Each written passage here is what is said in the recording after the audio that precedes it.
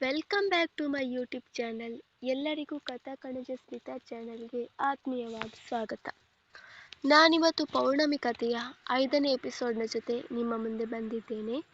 ಈ ಕಥೆ ನಿಮಗೆ ಇಷ್ಟವಾಗ್ತಿದ್ದಲ್ಲಿ ಅಥವಾ ನೀವಿನ್ನು ಹೊಸದಾಗಿ ನಮ್ಮ ಚಾನಲನ್ನು ನೋಡ್ತಾ ಇದ್ದೀರಂದರೆ ದಯವಿಟ್ಟು ನಮ್ಮ ಚಾನಲನ್ನು ಸಬ್ಸ್ಕ್ರೈಬ್ ಮಾಡಿ. ಹಾಗೆ ಕಥೆಯ ಬಗ್ಗೆ ನಿಮ್ಮ ಅನಿಸಿಕೆಗಳನ್ನು ಕಮೆಂಟ್ ಸೆಕ್ಷನ್ನಲ್ಲಿ ತಿಳಿಸಿ. ಜೊತೆಗೆ ಲೈಕ್ ಶೇರ್ ಕೂಡ ಮಾಡಿ. ಅಧ್ಯಾಯ 5. ಈ ಕಡೆ ಸಪ್ತಮಿ ಶಂಕರಶಾಸ್ತ್ರಿಗಳು ತಮ್ಮ ಮನೆಗೆ ತಲುಪಿದ್ದರು. ಗಂಡ ಮಗಳ ಬರುವಿಕೆಯನ್ನು ಕಂಡ ಅಂಬುಜ ಸಿಡುಕುತ್ತಲೇ, ತಂದೆ ಮಗಳು ಇಬ್ಬರು ಕೂಡ ಬೆಳಗ್ಗೆ ದೇವಸ್ಥಾನಕ್ಕೆ ಹೋದವರು, ಈಗ ಬರುತ್ತಿದ್ದೀರಾ? ಮನೆ ಕಡೆ ಬರುವುದಕ್ಕೆ ಈಗ ದಾರಿ ಸಿಕ್ಕಿತಾ? ಅಲ್ಲ, ಮಧ್ಯಾಹ್ನ ಆಗುವಷ್ಟರಲ್ಲಿ ಮನೆಗೆ ಬಂದು ಬಿಡುತ್ತೀವಿ ಅಂತ ಹೇಳಿ ಬೆಳಗ್ಗೆ ಅಮ್ಮನವರಿಗೆ ಪೂಜೆ ಮಾಡುವುದಕ್ಕೆ ಹೋದವರು ಸಂಜೆ ಪೂಜೆ ಕೂಡ ಮುಗಿಸಿಕೊಂಡು ಬಂದಿರಾ ಎಂದರು. ನಳ್ಳಿಯಲ್ಲಿ ಕೈಕಾಲು ಮುಖ ತೊಳೆದುಕೊಂಡ ತಂದೆ ಮಗಳು ಅಂಬುಜರವರ ಮಾತು ಕೇಳಿ ಮುಖ ನೋಡಿಕೊಂಡರು. ಅವರ ಮಾತಿನ ಧಾಟಿಯಿಂದಲೇ ಅವರಿಗೆ ತಿಳಿದಿತ್ತು ಅಂಬುಜರವರಿಗೆ ತಮ್ಮ ಮೇಲೆ ಸಿಟ್ಟು ಬಂದಿದೆ ಎಂದು. ತನ್ನ ಮಾತಿಗೆ ಯಾವ ಉತ್ತರವನ್ನು ಕೊಡದೇ ಇದ್ದ ಗಂಡ ಮಗಳನ್ನು ನೋಡಿ ಅಂಬುಜರವರಿಗೆ ತಲೆಗೆ ಪಿತ್ತ ಏರಿತ್ತು. ಏನು, ತಂದೆ ಮಗಳು ಇಬ್ಬರು ಮುಖ ನೋಡಿಕೊಳ್ಳುತ್ತಿದ್ದೀರಾ?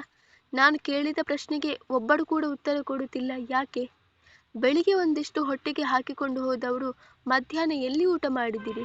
ಊಟ ಮಾಡಿದ್ದೀರೋ ಅಥವಾ ಹಾಗೆ ಹಸಿವಿನ ಹೊಟ್ಟೆ ಹಿಡಿದುಕೊಂಡು ಮನೆಗೆ ಬಂದಿರೋ ಎಂದು ಕೇಳಿದರು. ಈಗ ಏನೂ ಮಾತಾಡದೆ ಹೋದರೆ ಹೆಂಡತಿ ತಮ್ಮ ಮೇಲೆ ಮುನಿಸಿಕೊಳ್ಳುತ್ತಾಳೆ ಅನ್ನುವುದು ಶಂಕರಶಾಸ್ತ್ರಿಗಳಿಗೂ ಗೊತ್ತಿತ್ತು. ಹಾಗಾಗಿ ಅವರು ಈಗ ಬಾಯಿಗೆ ಹಾಕಿದ್ದ ಬೀಗವನ್ನು ತೆಗೆಯಬೇಕಾಗಿತ್ತು. ಇಲ್ಲ ಅಂಬುಜ, ನಮ್ಮದು ಊಟ ಆಯಿತು. ದೇವಸ್ಥಾನದ ಮೂಲೆ ಮನೆ ಅಚ್ಯುತ ಶಾಸ್ತ್ರಿಗಳು ಇದ್ದಾರಲ್ಲ, ಇವತ್ತು ಅವರ ಮನೆಯಲ್ಲೇ ಊಟ ಮಾಡಿದೆವು. ನಾನು ಸಪ್ತಮಿ ಇಬ್ಬರು ಕೂಡ ದೇವಸ್ಥಾನದ ಪೂಜೆ ಮುಗಿಸಿ ಬೀಗ ಹಾಕಿ ಮನೆಗೆ ಹೊರಡುತ್ತಿದ್ದೆವು. ಅಷ್ಟರಲ್ಲಿ ಅಚ್ಯುತ ಶಾಸ್ತ್ರಿಗಳು ಸಿಕ್ಕಿ ತುಂಬ ಹೊತ್ತು ಮಾತಾಡಿದರು. ಕೊನೆಗೆ ಬೇಡ ಅಂದರೂ ಅವರ ಮನೆಗೆ ಕರೆದುಕೊಂಡು ಹೋಗಿ ಅತಿಥಿ ಸತ್ಕಾರ ಮಾಡಿದರು. ಅವರ ಹೆಂಡತಿ ಅದೆಷ್ಟು ಒಳ್ಳೆಯವರು ಗೊತ್ತೇನು? ತುಂಬ ಚೆನ್ನಾಗಿ ಅತಿಥಿ ಸತ್ಕಾರ ಮಾಡಿದರು. ಆಮೇಲೆ ಸ್ವಲ್ಪ ಹೊತ್ತು ಊಟ ಮಾಡಿ ಅಲ್ಲಿಯೇ ವಿಶ್ರಾಂತಿ ಪಡೆದುಕೊಂಡೆವು. ಆಮೇಲೆ ಸ್ವಲ್ಪ ಹೊತ್ತು ಅವರ ಜೊತೆ ಹರಟೆ ಹೊಡೆದೆ. ನಿನಗೆ ಗೊತ್ತಲ್ವಾ, ನಮ್ಮ ಅಚ್ಯುತರಾಯರು ಮಾತಿನ ಮಲ್ಲ ಎಂದು ಹೇಳಿ. ಅವರು ಒಮ್ಮೆ ಮಾತನಾಡುವುದಕ್ಕೆ ಶುರು ಮಾಡಿದರೆ ಮತ್ತೆ ಮಾತು ನಿಲ್ಲಿಸುವುದೇ ಇಲ್ಲ. ಹಾಗಾಗಿ ಮನೆಗೆ ಬರಲಾಗಲಿಲ್ಲ.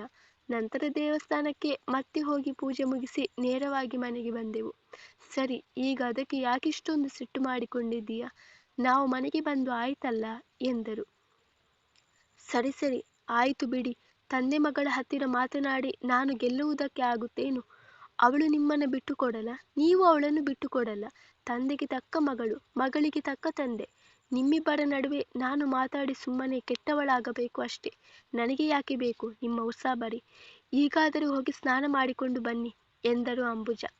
ಅವರ ಮಾತಿಗೆ ಸಪ್ತಮಿ ಮತ್ತು ಶಂಕರಾಚಾರ್ಯರು ಇಬ್ಬರು ಮುಖ ನೋಡಿಕೊಂಡರು. ಮುಸಿ ನಕ್ಕು ಒಳಗೆ ಹೋದರು. ಸರಿಯಾಗಿದ್ದರೆ ತಂದೆ ಮಗಳು ಇಬ್ಬರು ಕೂಡ ಎಂದು ಹೇಳಿ ಅಂಬುಜ ಕೂಡ ಮನೆ ಒಳಗೆ ಹೋದರು. ಅಮ್ಮ, ಅಪ್ಪ, ಯಾರು ಬಂದಿದ್ದಾರೆ ನೋಡಿ. ನನ್ನ ಗೆಳೆಯರ ಜೊತೆ ಗುರುಗಳು ಕೂಡ ಇವತ್ತು ಮನೆಗೆ ಬಂದಿದ್ದಾರೆ. ಅವರನ್ನು ನೋಡದೆ ತುಂಬ ದಿನ ಆಯಿತು ಅನ್ನುತ್ತಿದ್ದೀರಲ್ಲ, ಅದಕ್ಕೆ ಇವತ್ತು ಅವರನ್ನು ಕೂಡ ಜೊತೆಗೇ ಕರೆದುಕೊಂಡು ಬಂದೆ. ಗುರುಗಳು ಇವತ್ತು ನಮ್ಮ ಜೊತೆಗೆ ಊಟ ಮಾಡುತ್ತಾರೆ ಎಂದನು ಶಿವ. ಹೌದು, ಸುಮತಿ ಅಮ್ಮ, ಇವತ್ತು ನಾವು ಕೂಡ ಬಂದಿದ್ದೇವೆ. ನಮ್ಮ ಜೊತೆ ಗುರುಗಳು ಕೂಡ ಇದ್ದಾರೆ. ಇವತ್ತು ನಿಮ್ಮ ಮನೆಯ ದಿನಸಿ ಸಾಮಗ್ರಿಗಳನ್ನೆಲ್ಲ ನಾವು ಮುಗಿಸಿಯೇ ಹೋಗುವುದು ಎಂದನು ನಕ್ಕು ಕೇಶವ. ಅವರ ಮಾತುಗಳನ್ನು ಕೇಳಿಸಿಕೊಂಡ ಅನಂತ ಪದ್ಮನಾಭರಾಯರು, ಅದಕ್ಕೇನಂತೆ ಕೇಶವ, ದಿನಸಿ ಖಾಲಿಯಾದರೆ ಇನ್ನೊಮ್ಮೆ ತರುವ. ನೀವು ಅದೆಷ್ಟು ಜನರು ನಮ್ಮ ಮನೆಗೆ ಊಟಕ್ಕೆ ಬರುತ್ತೀರೋ ಬನ್ನಿ. ನೀವು ನಮ್ಮ ಮನೆಯಲ್ಲಿ ಸತ್ಕಾರ ಸ್ವೀಕಾರ ಮಾಡಿದರೆ ನಮಗೂ ಖುಷಿಯೇ ಎಂದು ಹೇಳಿ, ಸುಮತಿ, ಶಿವ ಮತ್ತೆ ಅವನ ಗೆಳೆಯರು ಹಾಗೆ ಶ್ರೀಕಾಂತ ದೇಶಪಾಂಡೆ ಅವರು ಕೂಡ ಬಂದಿದ್ದಾರೆ. ಅವರೆಲ್ಲರಿಗೂ ಬಾಳೆ ಎಲೆ ಹಾಕಿ ಊಟಕ್ಕೆ ಸಿದ್ಧ ಮಾಡು ಎಂದರು. ಬನ್ನಿ ಶ್ರೀಕಾಂತ ದೇಶಪಾಂಡೆ ಅವರೇ, ಇತ್ತೀಚೆಗೆ ನಿಮ್ಮನ್ನು ನಾನು ನೋಡದೆ ಬಹಳ ದಿನಗಳೇ ಆಗಿ ಹೋಯಿತು. ಬಹಳ ಅಪರೂಪದ ಜನ ಆಗಿಬಿಟ್ಟಿದ್ದೀರಿ. ಕಣ್ಣಿಗೆ ನೋಡುವುದಕ್ಕೂ ಸಿಗುವುದೇ ಇಲ್ಲ ಅನ್ನುತ್ತೀರಿ. ಕೊನೆಗೂ ನಮ್ಮ ಮನೆಗೆ ಬಂದಿರಲ್ಲ, ಬಡವರ ಮನೆಗೆ ಭಾಗ್ಯಲಕ್ಷ್ಮಿ ಬಂದ ಹಾಗೆ ಎಂದು ನಕ್ಕು ನುಡಿದು ಅವರನ್ನು ಮನೆ ಒಳಗಡೆ ಬರಮಾಡಿಕೊಂಡರು ಅನಂತ ಪದ್ಮನಾಭರಾಯರು. ಹಾಗೆಲ್ಲ ಏನಿಲ್ಲ ರಾಯರೇ, ಯಾರು ಯಾರನ್ನ ಯಾವಾಗ ನೋಡಬೇಕು, ಯಾರಿಗೆ ಯಾರು ಯಾವಾಗ ಸೇರಬೇಕು ಅನ್ನುವುದನ್ನು ಆ ದೇವರು ಮೊದಲೇ ತೀರ್ಮಾನ ಮಾಡಿರುತ್ತಾನೆ. ಹಾಗಾಗಿ ಇಷ್ಟು ದಿನದ ಬಳಿಕ ನಿಮ್ಮನ್ನು ನಾನು ಭೇಟಿ ಮಾಡುತ್ತಿದ್ದೀನಿ. ಇದನ್ನೇ ನೋಡಿ ವಿಧಿ ಅನ್ನುವುದು ಎಂದು ನಗುತ್ತಲೇ ನುಡಿದರು ಶ್ರೀಕಾಂತ ದೇಶಪಾಂಡೆ. ಘಮ್ ಅಂತ ಇದೆ ಅಡುಗೆ ಮನೆಯಿಂದ. ಹಾಗಿದ್ದರೆ ಸುಮತಿಯಮ್ಮ ಇವತ್ತು ಅದೇನು ವಿಶೇಷವಾಗಿ ನಮಗೋಸ್ಕರ ಅಂತಾನೆ ಅಡುಗೆ ಮಾಡಿದ್ದಾರೆ ಅನ್ನಿಸುತ್ತೆ ಎಂದು ಹೇಳಿದನು ಕೇಶವ ಮೂಗಿನ ಹೊಳ್ಳೆಗಳನ್ನು ಅರಳಿಸುತ್ತ. ಅವನ ಮಾತಿಗೆ ಅಲ್ಲಿ ಕೂತಿದ್ದವರೆಲ್ಲ ಜೋರಾಗಿ ನಕ್ಕರು. ಅಷ್ಟರಲ್ಲೇ ಸುಮತಿಯವರು ಒಳಗಡೆಯಿಂದ, ಹೌದು ಕಣೋ ಕೇಶವ, ಶಿವ ಮನೆಯಿಂದ ಹೋಗಬೇಕಾದರೇನೆ ನನಗೆ ಹೇಳಿ ಹೋಗಿದ್ದ. ಇವತ್ತು ನನ್ನ ಗೆಳೆಯರನ್ನೆಲ್ಲ ಮನೆಗೇನೆ ಊಟಕ್ಕೆ ಕರೆದುಕೊಂಡು ಬರುತ್ತೀನಿ, ರುಚಿ ರುಚಿಯಾಗಿ ಅಡುಗೆ ಮಾಡಮ್ಮ ಅಂತ. ಮೊದಲೇ ಅವನು ನನ್ನ ಮುದ್ದಿನ ಮಗ. ಹಾಗಿದ್ದಾಗ ಅವನ ಮಾತನ್ನು ಮೀರಲು ಆಗುತ್ತದೆಯೇ? ಅದಕ್ಕಾಗಿ ಇವತ್ತು ನಿಮಗೋಸ್ಕರ ವಿಶೇಷವಾಗಿ ಅಡುಗೆ ಮಾಡಿದ್ದೀನಿ. ಅದರಲ್ಲೂ ನಿನಗೆ ಇಷ್ಟ ಅಂತ ಹೇಳಿ ಶಾವಿಗೆ ಪಾಯಸ ಮಾಡಿದ್ದೀನಿ. ಎಲ್ಲರೂ ಬನ್ನಿ, ತಯಾರಾಗಿದೆ ಊಟ ಎಂದು ಹೇಳಿ ಅವರೆಲ್ಲರಿಗೂ ಬಾಳೆ ಎಲೆ ಹಾಕಲು ತಯಾರಾದರು. ಅವರ ಮಾತು ಕಿವಿಗೆ ಬಿದ್ದದ್ದೇ ತಡ. ಕೇಶವ, ರವಿ, ಸದಾಶಿವ ಎಲ್ಲರೂ ತಾ ಮುಂದು ನಾ ಮುಂದೆ ಎಂದು ಹೇಳಿ ಒಳಗಡೆ ಸಾಲಾಗಿ ಕುಳಿತುಕೊಂಡರು. ಶ್ರೀಕಾಂತ ದೇಶಪಾಂಡೆ ಅವರು ಕೂಡ ತಮ್ಮ ಶಿಷ್ಯಂದಿರ ಜೊತೆಗೆ ಕುಳಿತುಕೊಂಡರು. ಅವರ ಪಕ್ಕದಲ್ಲಿಯೇ ಶಿವ ಮತ್ತು ಅನಂತ ಪದ್ಮನಾಭರಾಯರು ಕೂಡ ಕುಳಿತುಕೊಂಡರು. ಅವರೆಲ್ಲರಿಗೂ ಬಾಳೆ ಎಲೆ ಹಾಕಿ ಊಟ ಬಡಿಸಿದರು ಸುಮತಿ. ಶ್ರೀಕಾಂತಣ್ಣ, ನೀವು ನಮ್ಮ ಮನೆಗೆ ಬಂದಿದ್ದು ಬಹಳ ಖುಷಿಯಾಯಿತು. ತುಂಬ ದಿನಗಳ ಬಳಿಕ ಗುರು ಶಿಷ್ಯರು ಹೀಗೆ ಒಟ್ಟಿಗೆ ಆಗಿದ್ದು ಅನಿಸುತ್ತದೆ ಎಂದು ಹೇಳಿದರು. ಹೌದು ಸುಮತಿ ಅಕ್ಕ, ಸ್ವಲ್ಪ ಕೆಲಸ ಇತ್ತು, ಅದಕ್ಕೆ ಊರ ಹೊರಗೆ ಹೋಗಿದ್ದೆ. ಇವತ್ತು ಶಿವ ಒತ್ತಾಯ ಮಾಡಿದ್ದಕ್ಕೆ ಮಣಿದು ನಿಮ್ಮ ಮನೆಗೆ ಬಂದೆ. ನನಗೆ ಕೂಡ ನಿಮ್ಮನ್ನ ಎಲ್ಲರನ್ನೂ ಒಮ್ಮೆ ನೋಡಿ ಬಹಳ ಖುಷಿ ಆಯಿತು. ಅಂದ ಹಾಗೆ ಅಡುಗೆ ಬಹಳ ಚೆನ್ನಾಗಾಗಿದೆ ಎಂದರು ತುತ್ತನ್ನು ಬಾಯಿಗಿಡುತ್ತಾ ಶ್ರೀಕಾಂತ ದೇಶಪಾಂಡೆ ಅವರು. ಅಂದಹಾಗೆ ನಾಡಿದ್ದು ದೇವಿಪುರದಲ್ಲಿ ನಡೆಯುವ ಜಾತ್ರೆಗೆ ಸಿದ್ಧತೆ ಎಲ್ಲ ಹೇಗೆ ನಡೀತಿದೆ? ನಿಮ್ಮ ಕುಸ್ತಿಪಟುಗಳು ಚೆನ್ನಾಗಿ ತಯಾರಾಗಿದ್ದಾರಾ ಹೇಗೆ ಎಂದು ಕೇಳಿದರು ಊಟ ಮಾಡುತ್ತಲೇ ಅನಂತ ಪದ್ಮನಾಭರಾಯರು. ರಾಯರೇ, ಪ್ರತಿ ಸಲದ ಹಾಗೆ ಈ ಸಲನೂ ವಿಜಯ ನಮ್ಮದೇ. ನಮ್ಮ ಕುಸ್ತಿಪಟುಗಳೆಲ್ಲ ಬಹಳ ಶ್ರಮವಹಿಸಿ ತಾಲೀಮು ನಡೆಸುತ್ತಿದ್ದಾರೆ. ಅದರಲ್ಲೂ ನಮ್ಮ ಶಿವ ನಮ್ಮ ಜೊತೆ ಇದ್ದಾನೆ ಅಂದ ಮೇಲೆ ಗೆಲುವು ನಮ್ಮದೇ ಬಿಡಿ ಎಂದರು. ಸುಮತಿಯಮ್ಮ, ಶಾವಿಗೆ ಪಾಯಸ ತುಂಬ ಚೆನ್ನಾಗಿದೆ. ಅದೆಷ್ಟು ದಿನ ಆಯಿತು ನಿಮ್ಮ ಕೈರುಚಿ ನೋಡದೆ. ನನಗಂತೂ ನಿಮ್ಮ ಕೈಯಲ್ಲಿ ಮಾಡಿದ ಅಡುಗೆ ತಿನ್ನದೆ ನಾಲಿಗೆ ಕೆಟ್ಟು ಕೆರೆ ಹಿಡಿದು ಹೋಗಿತ್ತು. ಈಗ ಸಂತೃಪ್ತಿ ಆಯಿತು ನೋಡಿ. ಅದೇನೂ ಗೊತ್ತಿಲ್ಲ, ನಿಮ್ಮ ಕೈರುಚಿ ಒಂದು ರೀತಿ ಬೇರೆಯೇ ಎಂದು ನಾಲಿಗೆ ಚಪ್ಪರಿಸಿದ ಕೇಶವನನ್ನು ನೋಡಿ, ಹೌದು ಮತ್ತೆ, ನಮ್ಮಮ್ಮ ಅಡುಗೆ ಮಾಡಬೇಕಾದರೆ ಬರೀ ದಿನಸಿ ಸಾಮಗ್ರಿ ಉಪಯೋಗಿಸಲ್ಲ, ಜೊತೆಗೆ ಅವರ ಪ್ರೀತಿಯನ್ನು ಕೂಡ ಬೆರೆಸುತ್ತಾರೆ. ಅದಕ್ಕೆ ಅವರ ಕೈ ಅಡುಗೆ ಯಾವಾಗಲೂ ಅಮೃತದ ಥರ ಇರುವುದು ಎಂದನು ಶಿವ. ಅವನ ಮಾತಿಗೆ ಅವರೆಲ್ಲರೂ ತಲೆ ಆಡಿಸಿ ತಮ್ಮ ತಮ್ಮ ಊಟ ಮುಗಿಸಿ ಆ ಬೆಳದಿಂಗಲ ರಾತ್ರಿಯಲ್ಲಿ ಹೊರಗೆ ಕುಳಿತು ಹರಟೆ ಹೊಡೆಯಲು ಶುರು ಮಾಡಿದರು. ಅಂದಹಾಗೆ ಶ್ರೀಕಾಂತ ದೇಶಪಾಂಡೆ ಅವರೇ, ಈ ಸಲ ಕುಸ್ತಿ ಪಂದ್ಯಾಟದಲ್ಲಿ ನಿಮಗೆ ಎದುರಾಳಿಯಾಗಿ ಚಂದ್ರಕಾಂತರ ಪಟೇಲರ ಮಗ ರುದ್ರನ ಕಡೆಯೇ ಕುಸ್ತಿಪಟುಗಳು ಇದ್ದಾರಂತೆ, ಹೌದಾ? ಹಾಗಂತ ಊರು ಜನ ಮಾತಾಡಿಕೊಳ್ಳುತ್ತಿದ್ದರು. ಈ ಸಲ ಹೊರಗಡೆಯಿಂದ ಕುಸ್ತಿಪಟುಗಳನ್ನು ಕರೆಸುತ್ತಿದ್ದಾನಂತೆ ಅವನು ಎಂದು ಕೇಳಿದರು ಅನಂತ ಪದ್ಮನಾಭರಾಯರು. ಹೌದು ರಾಯರೇ, ಆ ರುದ್ರ ಎಂಥವನು ಅನ್ನುವುದು ನಿಮಗೂ ಗೊತ್ತು. ಆದರೆ ಭಯ ಬೇಡ, ಈ ಸಲ ಕೂಡ ಅವರಿಗೆ ಸೋಲೆ ಗತಿ ಎಂದರು ಶ್ರೀಕಾಂತ ದೇಶಪಾಂಡೆ.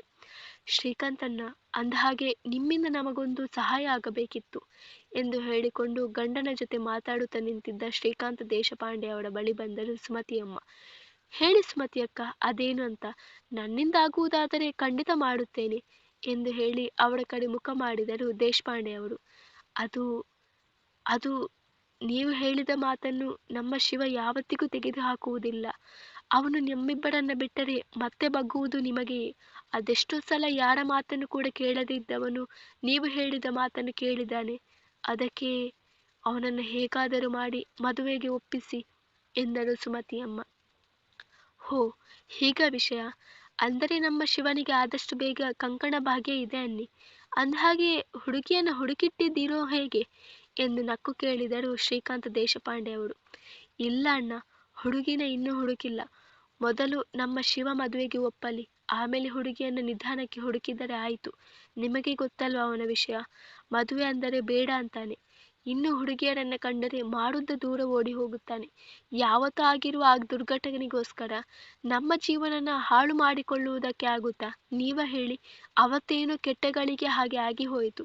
ಒಂದು ರೀತಿಯಲ್ಲಿ ಹಾಗೆ ಆಗಿದ್ದು ಒಳ್ಳೆಯದೇ ಆಯಿತು. ಆದರೆ ಅದರಿಂದ ನನ್ನ ಮಗನ ಜೀವನ ಹೀಗೆ ಆಗುತ್ತದೆ ಅಂದುಕೊಂಡಿರಲಿಲ್ಲ ನಾನು. ಆ ಒಂದು ಘಟನೆ ಅವನ ಜೀವನದ ಮೇಲೆ ಇಷ್ಟೊಂದು ದೊಡ್ಡ ಪರಿಣಾಮ ಬೀರಿ ಅವನು ಜೀವನ ಪರ್ಯಂತ ಬ್ರಹ್ಮಚಾರಿಯಾಗಿರುವ ತೀರ್ಮಾನವನ್ನು ಮಾಡುತ್ತಾನೆ ಅಂತ ಅಂದುಕೊಂಡಿರಲಿಲ್ಲ ನಾನು. ಆ ಘಟನೆ ಆದ ಮೇಲೆ ಅದೆಷ್ಟೋ ಸಲ ನಾನು ಮತ್ತೆ ಅವನ ತಂದೆ ಬುದ್ಧಿ ಹೇಳುವುದಕ್ಕೆ ಪ್ರಯತ್ನಪಟ್ಟು ಸೋತೆವು. ಅದಕ್ಕೋಸ್ಕರ ನಿಮ್ಮಲ್ಲಿ ಕೇಳಿಕೊಳ್ಳುತ್ತಿದ್ದೇನೆ, ದಯವಿಟ್ಟು ಅವನನ್ನು ಮದುವೆಗೆ ಒಪ್ಪಿಸಿ. ಇದೊಂದು ಸಲ ಈ ಸಣ್ಣ ಸಹಾಯ ಮಾಡಿ ಎಂದರು ಸುಮತಿ. ಹೌದು ದೇಶಪಾಂಡೆ ಅವರೇ, ಅವನು ಖಂಡಿತ ನಿಮ್ಮ ಮಾತನ್ನು ತೆಗೆದು ಹಾಕುವುದಿಲ್ಲ. ಅವನಿಗೆ ನಿಮ್ಮ ಮೇಲೆ ಅತೀವ ಪ್ರೀತಿ ಗೌರವ ಇದೆ. ಇಷ್ಟು ದಿವಸ ಅವನ ಆ ನಿರ್ಧಾರವನ್ನು ಬದಲಾಯಿಸುವ ಹಾಗೆ ಮಾಡುವುದಕ್ಕೆ ನಾವು ಅದೇನೇನೋ ಹರಸಾಹಸ ಮಾಡಿದೆವು. ಆದರೆ ಯಾವ ಪ್ರಯೋಜನವೂ ಆಗಲಿಲ್ಲ. ಅವನು ಆ ಘಟನೆಯನ್ನು ಮರೆಯುವುದಕ್ಕೆ ತಯಾರಿಲ್ಲ. ಇದೊಂದು ಸಲ ನೀವು ಪ್ರಯತ್ನಪಟ್ಟು ನೋಡಿ. ಅವನು ನಿಮ್ಮ ಪ್ರಿಯ ಶಿಷ್ಯ ಅಲ್ಲವೇ? ನಿಮ್ಮ ಶಿಷ್ಯನ ಜೀವನ ಚೆನ್ನಾಗಿರಬೇಕು ಎಂಬ ಆಸೆ ಅವನ ತಂದೆ ತಾಯಿಯಾಗಿ ನಮಗೆಷ್ಟು ಇದೆಯೋ ಅಷ್ಟೇ ಆಸೆ ನಿಮಗೂ ಇಲ್ಲವೇ ಎಂದು ಹೆಂಡತಿಯ ಮಾತಿಗೆ ತನ್ನ ಮಾತನ್ನು ಗೂಡಿಸಿದರು ಅನಂತ ಪದ್ಮನಾಭರಾಯರು. ಮುಂದುವರಿಯುವುದು.